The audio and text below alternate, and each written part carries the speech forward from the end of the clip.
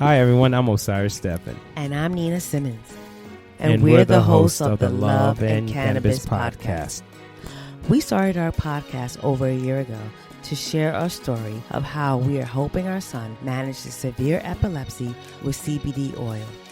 Aiden was diagnosed with epilepsy when he was just 2 years old. And each week we talk with medical professionals, parents, business owners, and other cannabis advocates. All of our guests are so inspiring, but this coming week, on Friday, we have a very unique guest. That's right, Nina. On Friday, October 23rd, we sit down with Bruce Linton, the former CEO of Canopy Growth Corporation and one of the true cannabis titans. Bruce has done so much to improve the lives of so many people, and we are honored that he took time out to talk about the future of cannabis with our listeners. We hope that everyone will tune in on October 23rd to hear a special interview with Bruce Linton on the Love and Cannabis podcast.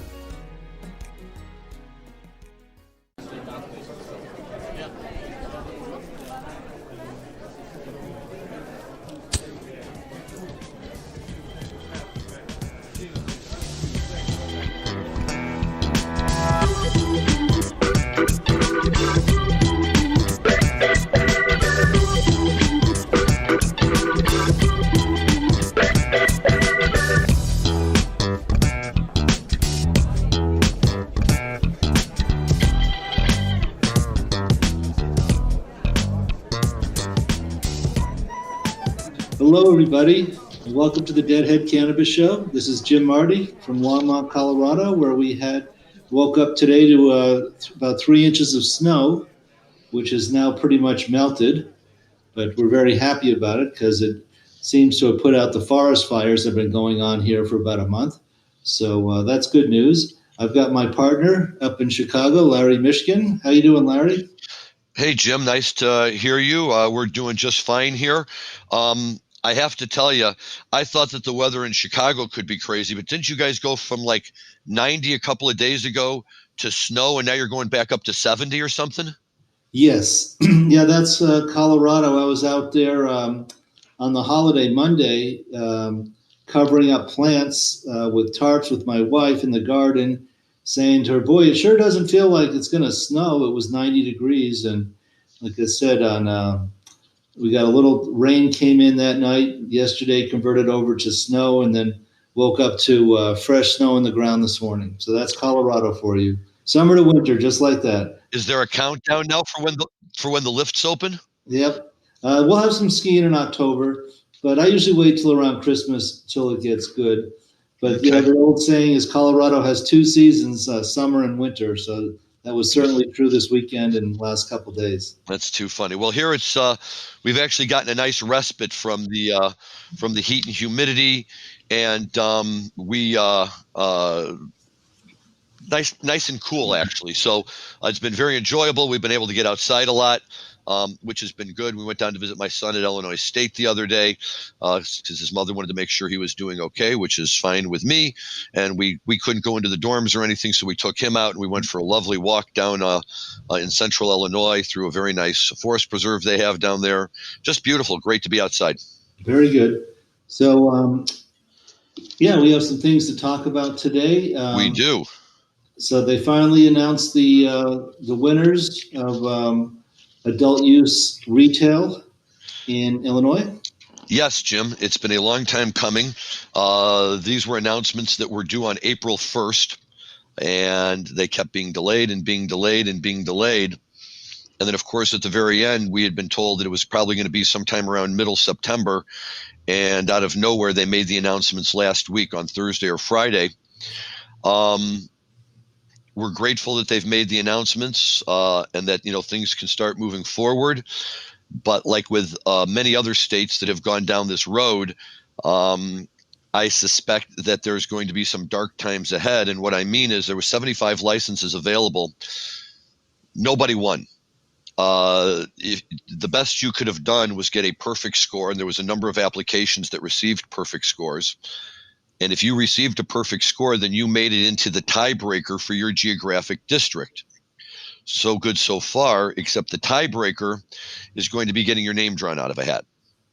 So, in a geographic district like Chicago, Naperville, which has 25 or 30 licenses allocated to it, if you're in the lottery there, if you've made it qualified for the tiebreaker, then your name goes into a hat, and they'll start drawing names until they get to the full number of available licenses for the district. But this means there's only 21 groups or individuals that are the owners of all of the potential winners here. So we had a number of groups, a couple of multi-state groups that came in and walked away with the full complement of up to 10 licenses that they could get. And, so now they're out there and they're going to have a large number, they'll have 10 licenses, opportunities, or however many they broke it up by geographic region. But there's been a tremendous outcry. We've already had the first litigation filed by a couple of groups that are primarily Black owned, and they are seeking an injunction to stop the tiebreaker, which is scheduled now for, I believe, September 19th, claiming that the system was not run properly, that there's conflicts of interest, that there was fraud and discrimination. And it does not help that a few groups already figured out and pointed out to the level that the state is now actively looking into it, that all of the applications were scored by KPMG. So imagine the surprise when people who did not get a license and immediately started doing their homework found out that one of the groups that did get a license had a KPMG partner as one of its partners. So I suspect that's going to be potentially problematic. The former chief of police of Chicago is attached to a large number of qualifying applications. But the biggest problem seems to be a real lack of what we would think of as true diversity. There doesn't appear to be any Black-owned applicants groups that have made it to this stage. And it's going to be very problematic. So, like I say, there's litigation already filed to shut down the lottery. There's talk of litigation being filed to invalidate the entire process and make everyone start over with new, better defined rules for social equity to ensure that a certain number of social equity candidates qualify. And I guess not unlike a lot of the pushback that we've seen in other states that have competitive applications and limited number of licenses. The difficult part is that the program really needs to go forward. And if it gets tied up in all of this litigation, it could really mess things up for people right at a time when the program is really exploding and going off the charts. Furthermore, after being apprised of all of these factors, Governor Pritzker's position is, we'll do a better job next time, right? And they keep emphasizing that these are only 75 of the ultimate 500 licenses that are going to be issued. And, they'll now be able to grow from this round, and in future rounds, they'll do a better job, and there'll be some rule changes. And nobody from the inside seems to be particularly interested in starting over or changing anything. And so I really have to wonder, whether all of this litigation is really worthwhile or is just going to be a waste of time. My experience is you don't see a large number of changes at the litigation stage. I don't know what your experiences have been on that, Jim, in contested jurisdictions, but here, it could be the beginning of a very long time if some of these people are very committed to going forward. Now, as an aside, I will say that I actually represent one of the few individual groups that have qualified for the tiebreaker, a group called Alchemy Curations. It's a brother-sister team. Wonderful people, social equity candidates, legit. Nobody's questioning their bona fides in that department. And they came in with a really, really good story, why they wanted to do this, what benefits they thought they could bring. And it was a great story. I was skeptical as to whether a group that small really had a fighting chance, and was pleasantly surprised to find out that they were one of the groups that did actually qualify. So, that's going to probably keep me from getting too involved in any of the active litigation designed to shut anything down. But on the other hand, I do think that the people who are raising complaints have legitimate complaints. And unfortunately, it's problems that many of us have foreseen from the time that the law was announced, and they decided that they weren't going to follow standard procedures as set out by the Illinois Constitution, which says that if you have a law or something that has to be otherwise monitored or enforced by the agencies in the state, that before the law can go into effect, the agencies have to have public rulemaking. And we didn't have public rulemaking for this bill. And the sponsor said that was by design, that they prepared what they called a particularly detailed bill because they didn't want to have to waste the time going through all the rulemaking. So as a result, we went forward with a fatally flawed social equity plan. And now we're going to have to bear the brunt of that as people come forward and raise objections. So we'll see where that gets us. Wow. So see if I caught on to that. So they've announced the winners, but the winners still may not get a license if they don't win a drawing out of a hat? Correct. All they've done is they've identified the applicants in each region that have qualified for the tiebreaker. So they actually had an application where they've gotten multiple applications that have received perfect scores. And so they just decided that in order to move on, you had to have a perfect score. So for each geographic region, every application that had a perfect score gets its name thrown into a hat. And then they'll go through and they'll start drawing names out until they reach the number of licenses allocated for that particular region. Wow. Well, makes me realize how fortunate we are in Colorado. The people in the industry say what happened in Colorado will never happen again, which is, we had a wide open cannabis retail and cultivation and extraction back in 2009, 2010, medical. Yep. With no regulation. We didn't get our regulations until halfway through 2010, and maybe it was even 2011. So, and to this day, we're still a free market state. You can go into the MED with a brand new application, and if you have a clean record and a check that clears, you're going to walk out with a license. The only real limitations we have here in Colorado is zoning at the local level. So, the local level has some zoning restrictions on being too close to a school or a church, or they don't want any additional ones, or I'm working on one right now where a small town in Colorado actually wants an additional dispensary because they only have 2 right now. Okay. So very different. And then the other shoe to drop up in Illinois is no fixes coming in place for the cultivation shortage. I know you have the craft cultivators at 5,000 square feet or less, but in my opinion, heavily populated states like Illinois, and I'm working on some in Massachusetts, they really need the large scale, 50, 100,000 square feet of cultivation to even start to attempt to meet demand. You're absolutely right about that, Jim. And that's part of the issue here too. And I, far be it for me to step on anybody's toes.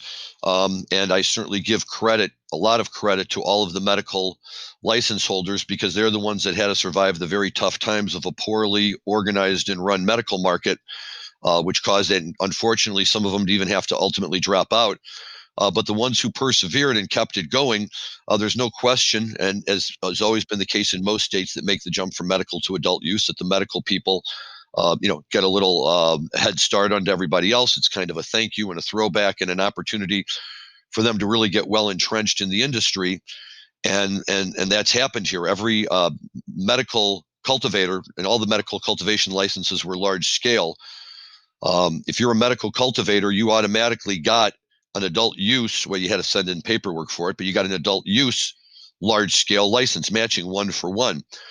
And those are the cultivators that have been providing the cannabis for the adult use program up to this point in time, and will continue to do so until we get announcements on who won the 40 craft grow licenses, being defined as a canopy space of 5,000 square feet or less. So you raised some interesting points, Jim, because on the one hand, we're already seeing shortages even with the large scale grow, and it may be that the large scale grows haven't fully hit their potential, but we are been seeing some very big shortages, and of course it's questionable as to how much more quantity a 5,000 square foot canopy system can actually generate. but also for these guys with the 5,000 square foot canopy space, it also raises questions of survivability in a market where a Cresco that probably has two large scale adult use grows can crank out marijuana, on I would imagine a much better cost benefit ratio. And so we've been talking to a lot of these potential craft growers about the need to make sure that they've really locked up some good genetics and something that will allow them to stand out in what might become a very crowded field of marijuana cultivators in the state. Right, because just did the math.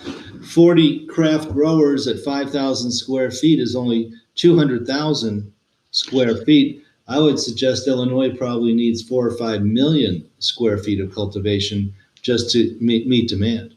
Well, you're right. And what's interesting about that is you're right that the entire craft grow program will have canopy space that's the equivalent of 2 large-scale adult use cultivation centers. And you're right. I think that what we're going to see here very quickly is we're going to need a lot more. The system is already designed to have another round in 2021 with 110 dispensary licenses and 60 craft grow licenses. It remains to be seen whether they will allow any of these new craft grows, whether they will again offer large scale. One of the things that they've announced that they're going to do with the craft grows is once they have the program up and running, as determined by the Department of Agriculture, each craft grow will be provided 3 opportunities over a period of X number of years. And each time they get an opportunity, they can expand by 3,000 square feet. So they will ultimately have a chance to expand up to an additional 9,000 square feet to have a total of 14, which will be nice and will expand their production levels, but it still falls way short of bringing in more large-scale cultivation centers.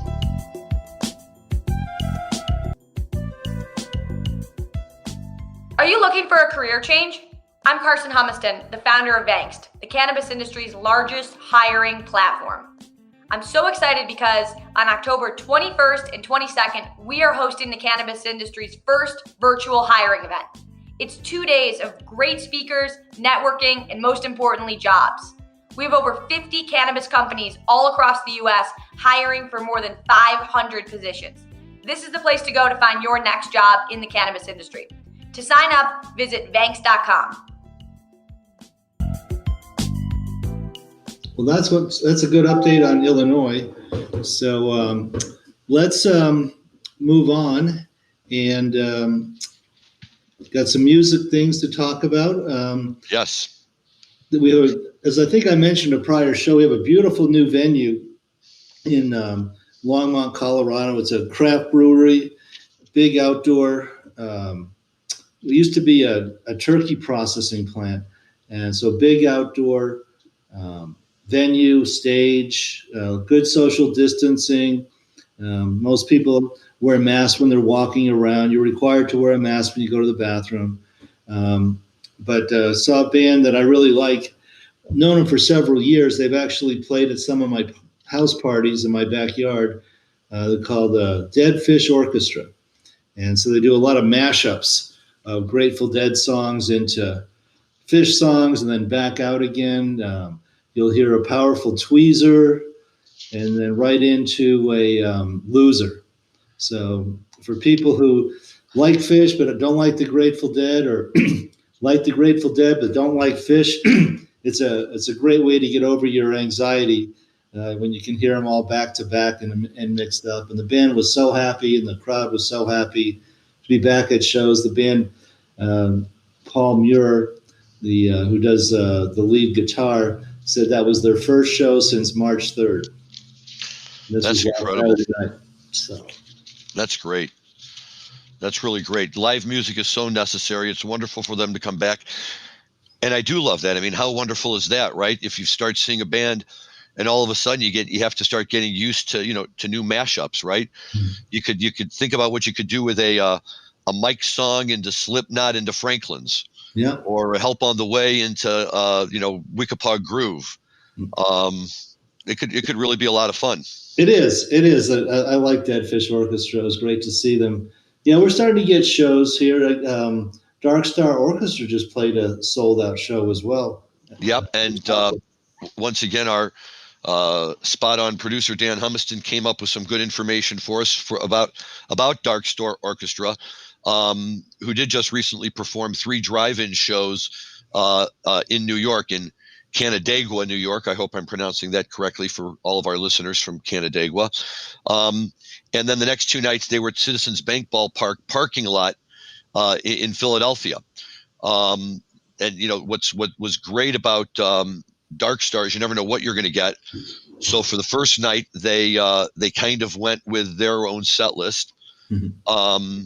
And then the next night was also another one that they kind of picked and chose on their own, with a lot of great tunes, everything you'd want to hear. And then the third night, they did what they were famous for doing, which was they recreated a Grateful Dead show, this one from September 6, 1980. But throughout all of these tunes, you got a great variety of Grateful Dead music. It got really great write-ups, and people were very excited about it.